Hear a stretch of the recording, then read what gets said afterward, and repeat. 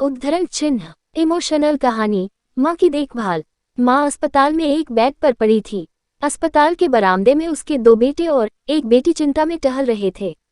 भाई बहन को अपनी माँ के लिए सेहत की चिंता तो थी, लेकिन उससे भी ज्यादा चिंता इस बात की थी कि अब माँ को अपने साथ कौन रखेगा।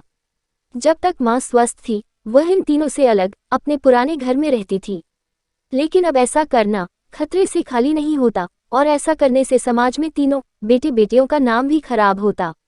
लोग कहते कि देखो कैसी औलादें हैं। बीमार माता को अकेला रहने के लिए छोड़ दिया। 1 घंटे से बिना कोई बातचीत किए वह तीनों अपने अपने विचारों में खोए हुए थे। फिर बहन ने चुप्पी तोड़ते हुए अपने बड़े भाई की तरफ देखते हुए कहा, भैया आप बड़े हैं, इसलिए आपका कर्तव्य है कि माँ को जरूरत के समय आप रखें और उनकी देखभाल करें। छोटी बहन की बात सुनकर बड़े भाई ने पहले अपनी पत्नी की ओर देखा और बोला, मैं इस बात से बिल्कुल इनकार नहीं करता कि बड़े होने के नाते मेरा माँ की देखभाल करने का कर्तव्य है, लेकिन तुम तो जानती ही हो कि मैं और तुम्हारी भाभी दोनों ही जॉब करते हैं। ऐसी हालत में माँ के साथ किसी न किसी को हर वक्त उनकी देखभाल करने के लिए उनके साथ रहना पड़ेगा, जो हमारे लिए बहुत मुश्किल हो जाएगा। बहन तुम तो पूरा दिन घर ही रहती हो, तुम माँ को अपने साथ क्यों नहीं रखती? पैसों की चिंता मत करना, जो भी खर्चा आएगा मैं दे दूंगा।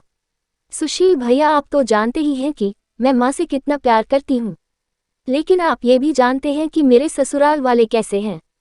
मैं ये बिल्कुल बर्दाश्त नहीं कर पाऊंगी कि कोई मेरी माँ को और मेरे भाइयों को भला बुरा कहे, इसलिए अच्छा यही होगा कि माँ को अनिल भाई के यहाँ रखा जाए। बड़े भाई सुशील ने भी छोटे भाई अनिल के यहाँ माँ को रखने के लिए सहमति जताई। आप ये कैसी बातें कर रही हो? क्या आपने नहीं देखा है कि माँ कभी भी मेरे घर 2 दिन से ज्यादा रही ही नहीं है?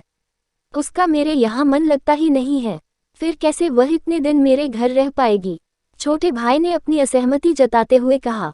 इससे पहले कि इस चर्चा का कोई नतीजा निकल पाता, एक नर्स वहां दौड़ते हुए आई और कहने लगी, क्या आप ही वार्ड नंबर 4 में भर्ती मरीज के रिश्तेदार हैं? आपको डॉक्टर साहब अंदर बुला रहे हैं। सभी घबरा गए और दौड़ते हुए डॉक्टर के पास पहुंचे।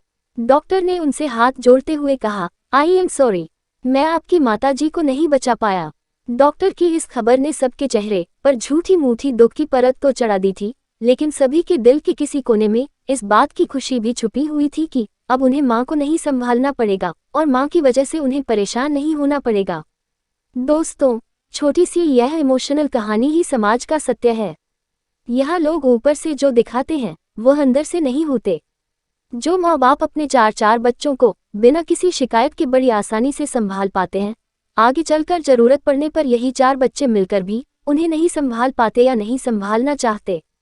बच्चों को ये बात नहीं भूलनी चाहिए, जैसा वह बोएंगे वैसा ही तो काटेंगे। अगर आज वह अपने माँ बाप के साथ बुरा बर्ताव करते हैं तो उन्हें ये याद रखना चाहिए कि उनके बच्चे भी बड़े होंगे और वह भी बूढ़े होंगे। जो उन्होंने अपने माँ बाप के साथ किया है उनके बच्चे भी उनके साथ वही करेंगे। अगर आपको कहानी पसंद आई हो तो प्लीज चैनल को लाइक, सब्सक्राइब और शेयर करें।